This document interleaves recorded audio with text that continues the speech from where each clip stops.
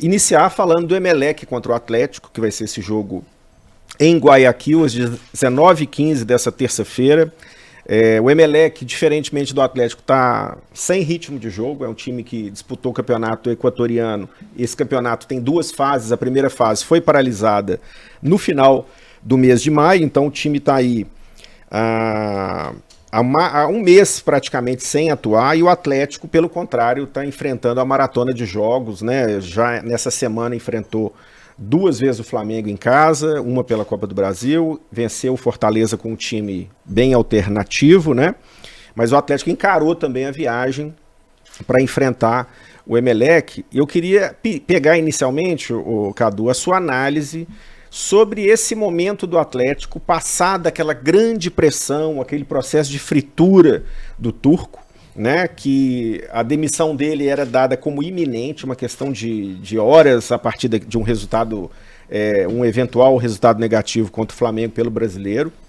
E ele que prometeu para o torcedor, naquela recepção sob pressão lá na Cidade do Galo, que venceria o Flamengo. Ele não só venceu uma vez, como venceu pela Copa do Brasil, abriu uma vantagem mínima na Copa do Brasil, e em seguida conseguiu um resultado, uma virada importante contra o Fortaleza, jogando com um time com 4 titulares apenas, né?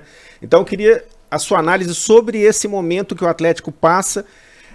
Agora são águas tranquilas que o Turco enfrenta, ou você acha que essa pressão ela pode surgir a qualquer momento diante de resultados não esperados pela torcida? Você acha que agora ele vai ter um pouco de sossego para trabalhar, agora que entramos na fase mais de mata-mata, né, da Libertadores e decisivo? A semana dele foi espetacular, né? A melhor possível, porque foram 3 vitórias e todas com caráter ali especial, né? Não necessariamente em termos técnicos. Acho que o Atlético nem jogou tão bem em nenhum dos 3 jogos, mas 2 contra o Flamengo, pela rivalidade e pela qualidade do Flamengo, né? Todo mundo só cita Palmeiras, Atlético e Flamengo como os 3 melhores times do Brasil.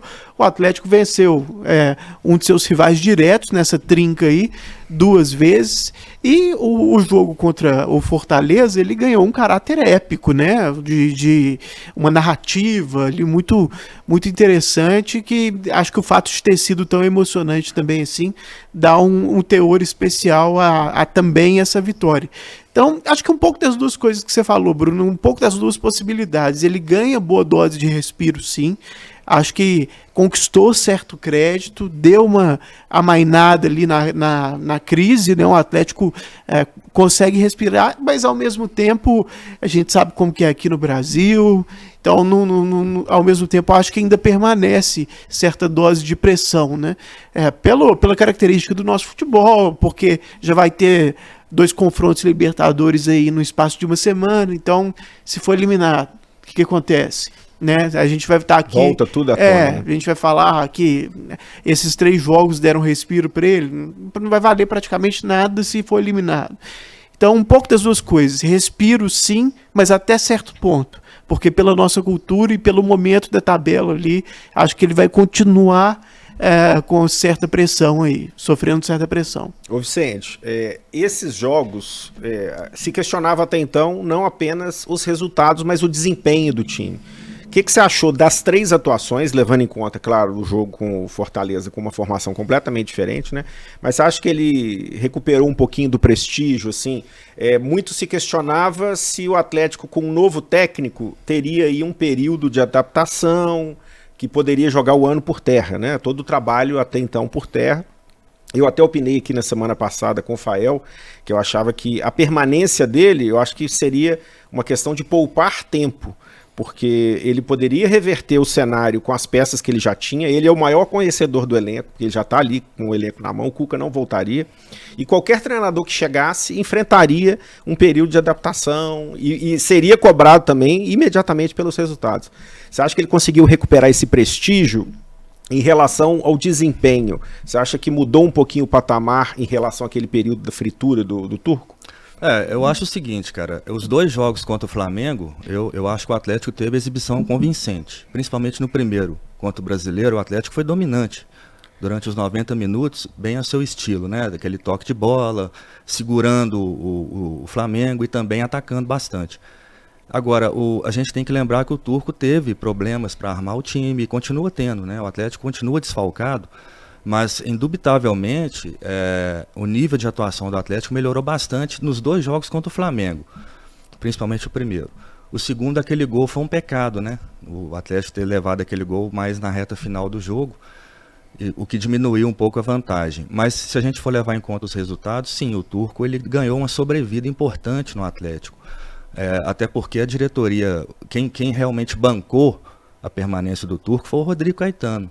Ele realmente, todas as declarações, ele foi bem claro que o Turco deveria ser mantido, que ele era o técnico, que o Atlético apostou nele, porque não conseguiu trazer outros, então ele apostou no Turco, foi feito um estudo, né, do que o Turco poderia fazer no Atlético, e o Atlético contratou o Turco. Então, assim, ele foi bancado mais pelo Rodrigo Caetano. Você não acha que um pouco também pelo próprio grupo de jogadores? Também. O Turco ele conseguiu, né, unir ainda mais o grupo, que já era unido na época do Cuca, mas o Turco ele tem aquele estilo dele boleirão, né? E ele é considerado um cara, assim, boa praça. Não, né? os caras de gostam fácil dele. relacionamento. Não, nas né? entrevistas mesmo, a gente nunca vê o Turco falando grosso numa coletiva, tanta pressão que Ele é um cara sofreu, finíssimo, né? Assim, conversando com algumas pessoas no Atlético, Vicente, assim, claro que ninguém vai falar isso abertamente porque não faz sentido. Mas muita gente fala que a relação entre os jogadores é até melhor esse ano do que no ano passado. O ambiente é mais leve, o ambiente é mais tranquilo. Isso aí a gente pode considerar vários fatores, né? Pode ser a pressão pelos 50 anos sem título, tudo isso também influenciou, né? Que o ambiente, hora ou outra, ficasse um pouquinho mais tenso. Mas muita gente fala que o ambiente é ainda melhor esse ano, né? Agora, Teve até a especificamente, declaração do Hulk, né? que banco, que dedicou a vitória mostrou aí. de forma muito forte, né? O Dia dos Pais na Argentina. Aquilo ali foi um bem. respaldo do principal jogador do time. Quem lembrou isso foi até o Cristiano, né, o preparador físico. Na pré-eleição ele disse: professor, hoje é Dia dos Pais na Argentina, nós vamos buscar essa vitória em sua homenagem. Isso foi antes do jogo contra o Flamengo. Agora, especificamente daquele primeiro jogo do Flamengo lá, quando a gente falava que, por exemplo, o Atlético vinha sofrendo muitos gols, né? Isso ficou destacado principalmente naquele jogo com o Fluminense no Maracanã. Logo depois ele adota uma postura um pouco diferente contra o Flamengo, né? Que o Atlético não teve tanto a bola e marca os gols em saídas e, claro, com a participação muito importante do Hulk, tanto na bola que ele passou para o Ademir, aquela assistência do segundo gol, mas também no primeiro gol, a participação dele, ele foi lançado e conseguiu fazer aquele gol incrível. Não, e no primeiro tempo ele tinha dado um passe pro Keno. Se você se recorda, o Keno desperdiçou a chance que seria o segundo. Mas o que vocês acham que mudou em relação até à postura do time?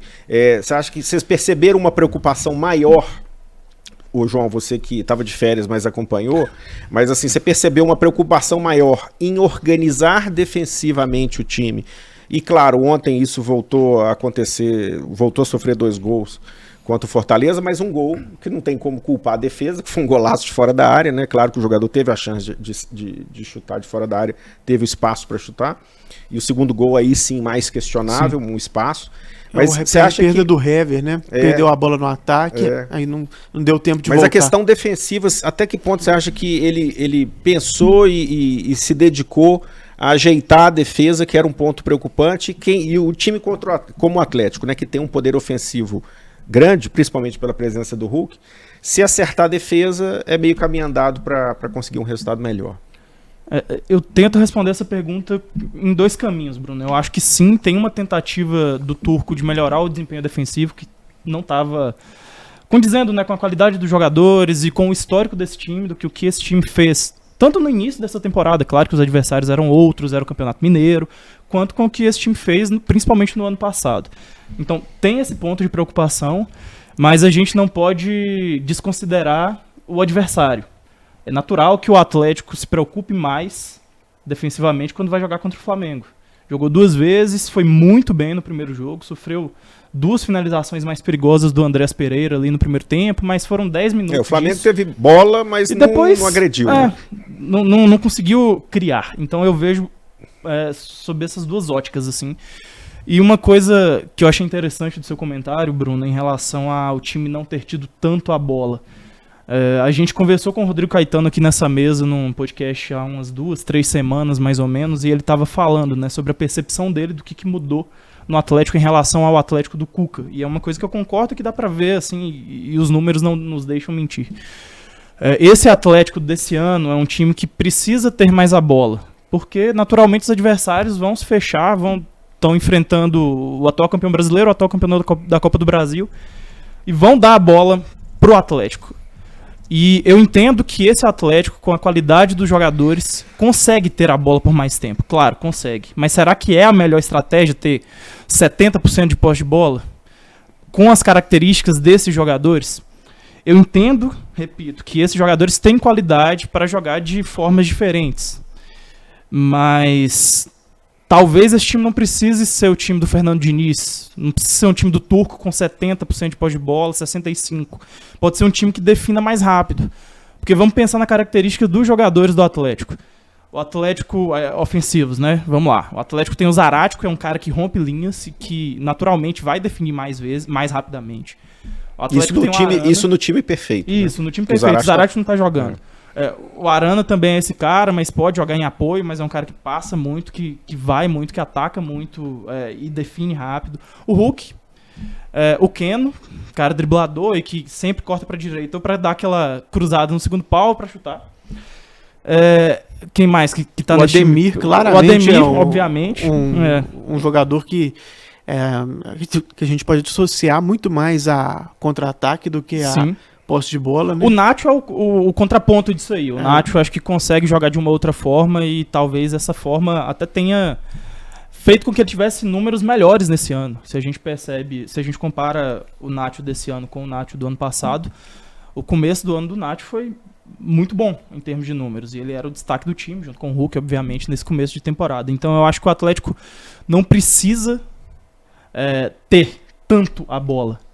Ele pode especular um pouco mais pelas características Só que isso é um dilema, né? Porque assim, na maioria dos jogos, na maioria absoluta dos jogos, o Atlético vai ter que ter a bola, né? Não, pode, claro, vai ter a bola. E vai adotar esse tipo de jogo. Mas com o Cuca, o Atlético fazia um gol e por vezes recuava, não necessariamente ficava o ocupando tempo inteiro o ataque. Mas claro, isso daí tô falando do Cuca, né? O Turco é um outro treinador, tem as suas ideias e já era esperado que ele fosse modificar isso, né? E o Caetano falou, o Atlético tá tendo mais a bola porque os adversários se fecham mais. Isso vai continuar acontecendo, mas é preciso achar um balanço melhor. Eu acho que talvez por isso, né, contra o Flamengo deu tão certo. É um time que teria potencial para ter mais a posse de bola, o adversário, né, nesse caso, o que não acontece muito em grande medida no brasileiro, né, Vicente? O exemplo do Flamengo, né, que o João lembrou aqui do jogo, é o exemplo do Turco, né, porque assim, o Flamengo trocou o treinador, não engatou ainda.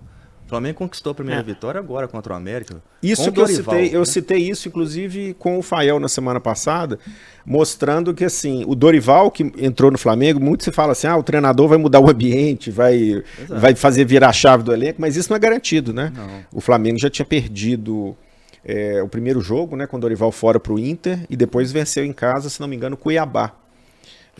Foi o jogo seguinte em casa. E ainda, ele já levou 2 porradas do Atlético na sequência. Então você imagina, o Atlético troca o treinador na expectativa de uma reação imediata, e aí essa era a impressão que eu tinha, que quem chegasse ia receber a mesma pressão do Turco, e com um imediatismo absurdo, porque se cobraria desse treinador, se fosse o Renato ou qualquer outro, um resultado imediato, e que não era possível garantir isso, nem com o Turco seria, nem com um novo treinador seria. E o novo treinador, dependendo, por exemplo, se fosse o Renato Gaúcho, que já não é tão popular entre os atleticanos, como seria, por exemplo, no Cruzeiro, haveria uma tolerância maior pelo passado dele, bem sucedido pelo Cruzeiro em campo, e pelo Atlético ele integrou a Selegalo, então a torcida também não tem simpatia por ele, ele teria que ter o resultado imediato. Porque ele já disse não ao Atlético. Se ele encaixasse uma sequência negativa, eu acho que a pressão sobre o Renato, pela pessoa que ele é, um cara mais expansivo, eu acho que a pressão sobre ele seria maior do que o Turco sofreu, inclusive incluindo aí essa fritura que houve naquele período, naquela semana, em que a saída dele foi dada como certa. Até com uma vitória chegou a se cogitar que ele sairia, até entregaria o cargo pela falta de ambiente com a diretoria, né? Então é um cenário diferente. Agora, passando aqui um pouquinho para Libertadores, e a gente vai falar um pouco de cada time, antes das escalações e desse cenário aqui de cada time, que cada um tem seus desfalques, passa pelas suas dificuldades. Ô Cadu, o Emelec, um mês sem jogar. É um time que não vai entrar completamente sem ritmo, né? Fez amistoso, mas não conta como um jogo oficial, a mesma coisa. E o Atlético, uma frequência aí de um jogo a cada 3 dias, em alta rotatividade do seu elenco, tanto que jogou com Fortaleza com o time reserva. O Atlético é um amplo favorito, por tudo que viveu nessa semana passada, é amplo favorito para enfrentar o Emelec, levando em consideração tudo que você observou desse adversário na fase de grupos, contra o Palmeiras, pelo que você viu, principalmente contra o Palmeiras fora e dentro. Mas o Atlético é favoritaço para enfrentar o Emelec? Favorito eu não sei aí se a gente pode usar adjetivos ali para aumentar o favoritismo, mas uma boa dose de favoritismo ali tem mesmo. Eu confesso que eu fico muitas vezes inseguro assim para opinar sobre times que eu não acompanho tanto, sabe? Acho que a gente tem que ter essa humildade assim de dizer não sei na vida, né? Porque por mais que você pesquise e a gente pesquisa, essa pesquisa ela é importante para dar algumas informações, mas futebol é muito traiçoeiro, assim, sabe? Às vezes você pega, eu vou ver um jogo do Emelec aqui, você pega um dia que tava poupado, um cara, que foi um esquema diferente. Então, pra gente avaliar um time de futebol, acho que a gente tem que ter uma amostragem maior, né? Ver uma quantidade considerável de jogos e saber do clima, saber do dia a dia, como é que tá ali. E eu não tenho essa proximidade com o Emelec. Eu vi os 2 jogos contra o Palmeiras na Libertadores e é curioso que já entre um jogo e outro, já houve uma evolução do Emelec. Perdeu os 2 jogos para o Palmeiras, perdeu por 3-1 em casa, perdeu por 1-0 no Allianz e foi muito melhor no segundo jogo. Eles custaram a ganhar o primeiro jogo, né, na fase de grupos. Eles fecharam com 8 pontos, né, o Palmeiras com 18, mas eles tiveram um empate fora de casa, se não me engano, com o Independente Petroleiro. Depois eles empataram, acho que em casa, novamente com o Deportivo Táchira, e teve a derrota em casa pro Palmeiras. E só no retorno do grupo é que eles conseguiram 2 vitórias para assegurarem a classificação. Terminaram o grupo com 7-0 no Petroleiro, no caso, classificado. É curioso que nessa chave do Emelec, ele teve um encontro com os 2 polos, né? Ele teve um encontro com o melhor time da Libertadores, que é o Palmeiras, e ao mesmo tempo com o que muita gente acha que é o pior, ou o segundo pior ali, que é o Petroleiro, né? Então teve essa peculiaridade a chave, né?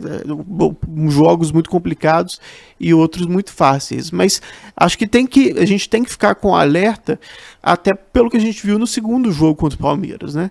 Palmeiras teve dificuldade para vencer ali e o Emelec jogou bem. Então, até por esse jogo aí, pela evolução que houve dentro da Libertadores, o Emelec terminou a fase de grupos melhor do que começou. Acho que já é um argumento para ter respeito sempre vai ter, mas para aumentar ali o respeito, né? Opa, esses caras estão melhorando ao longo da competição. E a inatividade sempre vai ser aquela escolha de Sofia também, né? Você tá sem atividade, falta ritmo de jogo, você tá num calendário insano, você tá cansado. Então, o ideal seria o meio termo, né? O ideal seria 20 jogos uma vez por semana, tal, que não é nem um cenário nem outro. Então, acho que pode pesar sim a falta de atividade, mas respeito. Acho que os treinamentos desses times que estão em inatividade certamente foram muito bem feitos, né? Então também não acho que dá para comemorar muito, não. Não joga um mês. Porque o treinamento bem dado ali pode, em grande medida, substituir isso. E quando a gente fala um pouquinho de futebol sul-americano, o brasileiro sempre tem uma tendência a ser arrogante, né, com seus adversários, né? Se não é River e Boca, o brasileiro é o favorito. Então, mas vai ser uma surpresa o que a gente vai encontrar do Emelec. Eu acho que não tem como a gente realmente prever um cenário de um time que teve perdas, e a gente vai falar um pouquinho disso daqui a pouco, Mas, e também um time que ficou um mês sem jogar. Ô João, o Atlético, por sua vez, já tem também alguns desfalques, né? O Hulk não enfrentou o Fortaleza para ser poupado para esse jogo, porque está com um problema aí que já vem se repetindo nos pés, uma dor no pé que ele até revelou isso depois do segundo jogo com o Flamengo, né? Na sola do pé. E não vai ter o Jair, com aquela fratura na mão esquerda. O Mariano, que perdeu a mãe recentemente e já resolveu toda a parte burocrática e já voltou a treinar, mas não está nessa viagem. O Zarate, que continua fora, que é o principal jogador de meio campo e tem feito muita falta ao Atlético. Não tem também o Neto, que na verdade não seria nenhuma primeira opção, mas não conta com esse jogador. O Keno, né? Não sei se citou. E o Keno, eu ia deixar para colocar o Keno aqui por último. O Keno e o Zarate principalmente já estão na fisioterapia, mas são jogadores importantíssimos aí nesse esquema do Turco, né? E eu queria saber de você uma possível formação desse time do Atlético para enfrentar o Emelec fora de casa, levando em consideração que o Hulk vai jogar, né? Claro que eu acho que ele foi poupado desse jogo, uma questão estratégica mesmo. Bom, considerando as últimas escalações, a escalação utilizada contra o Flamengo no segundo jogo, no primeiro também, e os desfalques, imagino que o Turco vai escalar o Atlético com Everson, Guga, a dupla de zaga que todo mundo conhece, Nathan Silva e Alonso, e na lateral esquerda o Arana. O meio-campo, Alan e Otávio, ali formando dupla de volantes, o Otávio substituindo o Jair. À frente, né, como camisa 10, o Nath Fernandes. Na ponta direita, imagino que vai jogar o Ademir. Na esquerda, o Vargas. E à frente, o Hulk. Essa é a tendência. Muita gente estava perguntando, assim, conversando com pessoas, né, que acompanham muito o Atlético também, sobre a possibilidade do Rubens jogar como titular. Imagino que não. Não acho que essa seja a tendência, embora o Rubens dê uma pegada mais forte na marcação, né, do que o Ademir, por exemplo, do que o próprio Vargas, mas o Vargas acho que vai ser titular de todo modo. A dúvida talvez fosse Ademir ou Rubens, mas o Rubens deve ficar no banco. O Rubens, inclusive, a gente estava falando do Turco, né, da pressão que ele tem sofrido e dos questionamentos em relação ao trabalho dele. Talvez o Rubens seja o grande achado do Turco. Foi com ele que o Rubens surgiu, apareceu, começou a jogar, jogou em posições que ele não costumava jogar na base. Na base ele jogava como meio-campista, né, num sistema com 3 jogadores de meio-campo. Ele fazia muitos gols na base, né? Sim. Ele jogava ou como 8 ou como 10, né? O cara à frente do primeiro volante. Aí no Atlético agora ele jogou como lateral, jogando como ponta. Enfim, inclusive a gente fez uma matéria sobre ele recentemente, logo quando ele começou a surgir e tal. Eu conversei com algumas pessoas, foi atrás, né, de saber como que é o Rubens para além do campo. E muita gente, teve algumas pessoas, né, que falaram sobre isso, ex-treinadores e tal, falando que ele era um cara tão competitivo que ele precisou receber vários conselhos, porque ele recebia muito cartão vermelho, às vezes se machucava, porque entrava muito forte assim, né, nas disputas, e dá pra ver uma evolução nesse sentido, né? É um cara que marca muito bem e que conseguiu fazer o primeiro gol dele como profissional agora contra o Fortaleza, enfim, mas deve ficar no banco. Eu queria pedir agora ao Geraldinho para colocar um boletim que um colega nosso equatoriano, que é o Stefano Dueñas, ele é do jornal Expresso do Equador, e ele preparou um boletim do Emelec para nós, aqui do Clube dos Setoristas, ele que é o setorista do Emelec no jornal Expresso, e ele fala especificamente sobre as baixas que o Emelec sofreu. São 3 baixas importantes. Ele gravou esse boletim, a gente legendou para que o nosso internauta, nosso espectador no YouTube, no Super Esportes, possa compreender melhor. Mas o Stefano Dueñas fala para nós um pouquinho do Emelec e do momento que ele vive na temporada antes de enfrentar o Atlético. Buenos días, les saluda Stefano Dueñas, periodista ecuatoriano. Normalmente cubro el Club Sport Emelec, justamente el rival del Atlético Mineiro en los octavos de final de la Copa Libertadores. Emelec llega luego de un descanso prácticamente de un mes en el que se paralizó la Liga Pro Betcris, que es nuestra liga, como sería el Brasileirao allá, es nuestra liga acá casa adentro. Emelec no ha tenido ritmo de competencia, quizás eso es un punto bajo para los azules. Aparte, Emelec no tendrá 3 jugadores que han sido digamos, claves durante toda la temporada. No va a estar Aníbal Leguizamón, que es defensor central, que tenía un problema en la rodilla y no ha podido estar al 100%. Tampoco va a estar Joel Quinteros, un jugador que también se lesionó la rodilla y fue operado la semana pasada.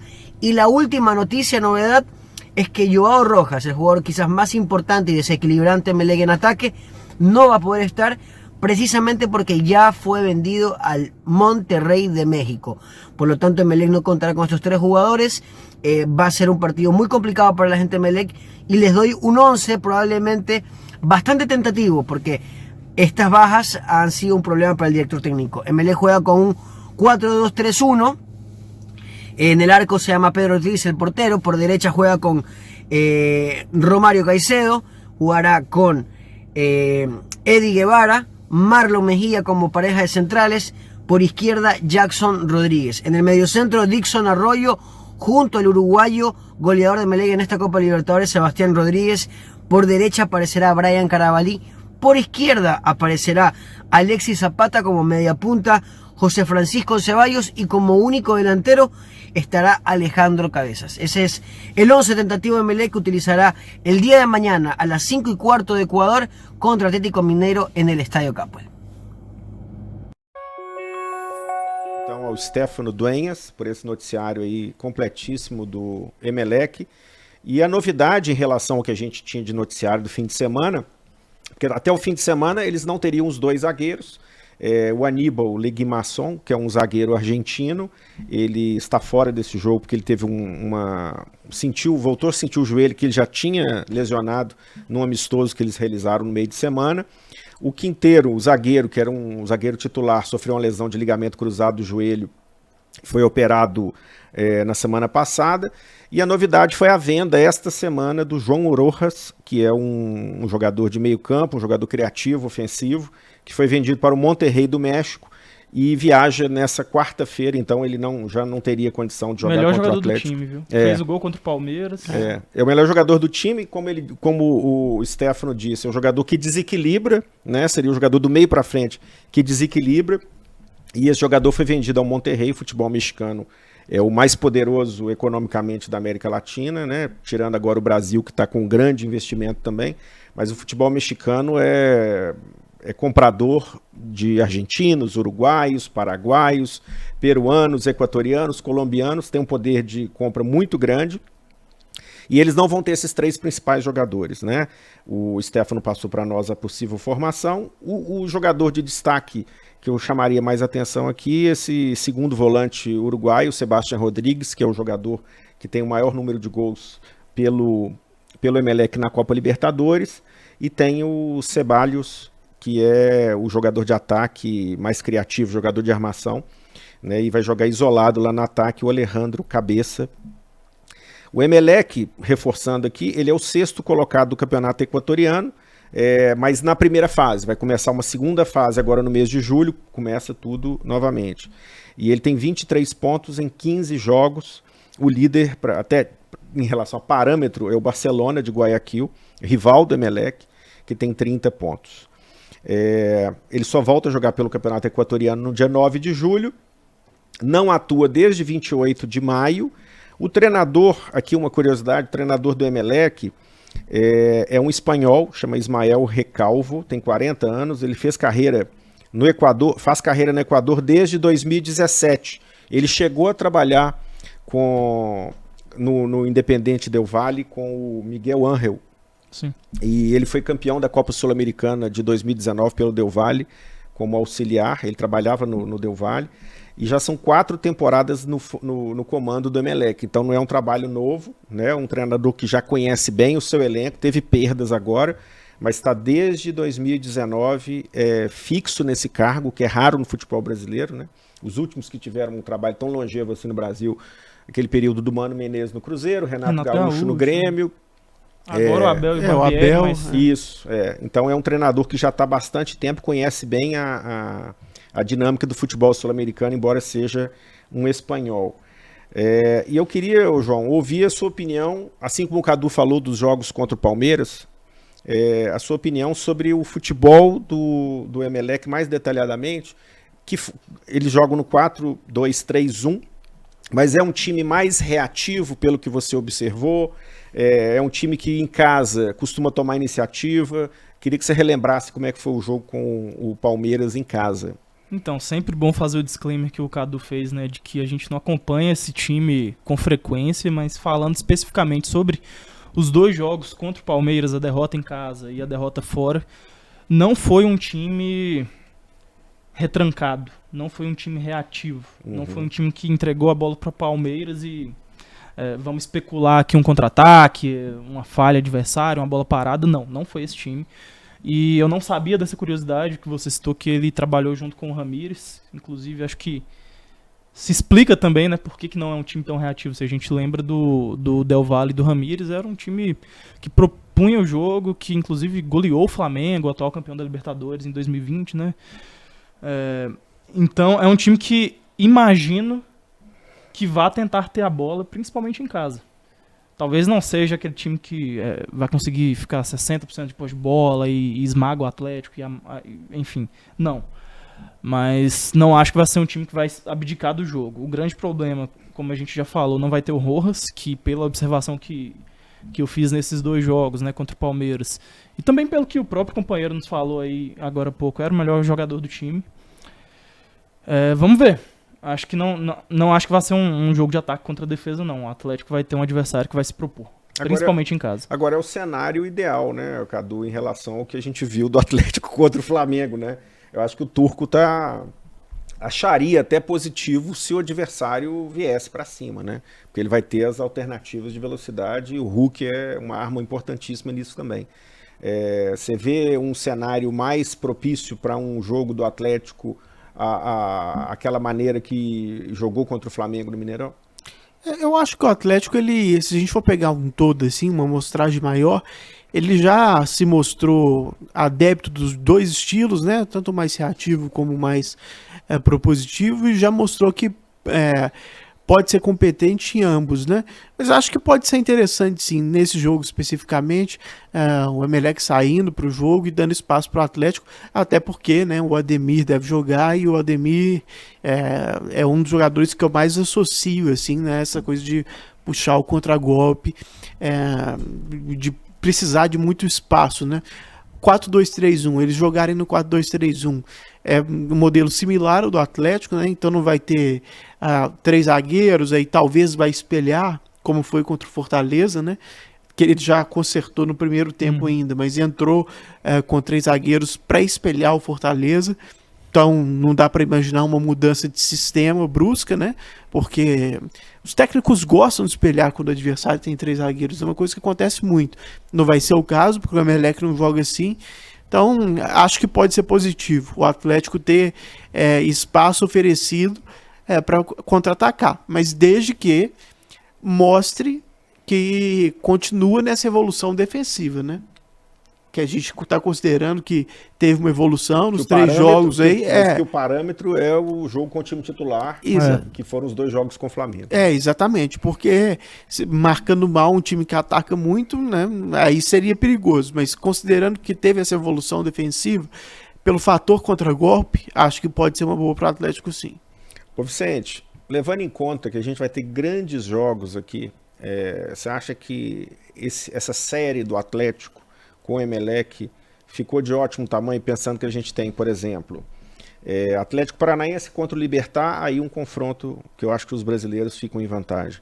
Fortaleza contra o Estudiantes, né? Um time argentino, o Fortaleza não vive grande momento, vai enfrentar uma pedreira.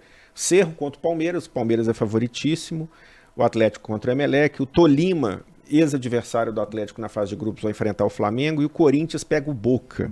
E ainda tem o Talheres de Córdoba contra o Colón, aí um duelo argentino, e o Vélez contra o River.